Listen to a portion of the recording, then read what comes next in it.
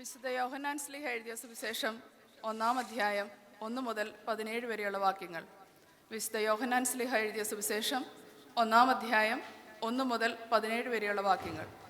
ആദിയിൽ വചനമുണ്ടായിരുന്നു, വചനം ദൈവത്തോടു കൂടെയായിരുന്നു, വചനം ദൈവമായിരുന്നു, അവൻ ആദിയിൽ ദൈവത്തോടു കൂടെയായിരുന്നു.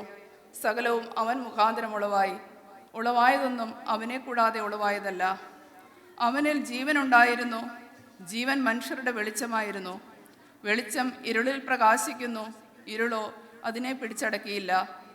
ദൈവം അയച്ചിട്ട് ഒരു മനുഷ്യൻ വന്നു, അവന് യോഹന്നാൻ എന്ന് പേർ. അവൻ സാക്ഷ്യത്തിനായി താൻ മുഖാന്തരം എല്ലാവരും വിശ്വസിക്കേണ്ടതിന് വെളിച്ചത്തെക്കുറിച്ച് സാക്ഷ്യം പറയുവാൻ വന്നു.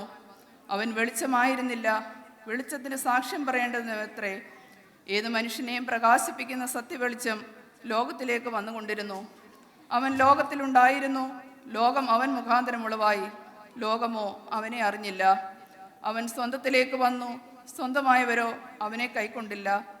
അവനെ കൈക്കൊണ്ട് അവൻ്റെ നാമത്തിൽ വിശ്വസിക്കുന്നവർക്കും ദൈവമക്കളാകുവാൻ അവൻ അധികാരം കൊടുത്തു.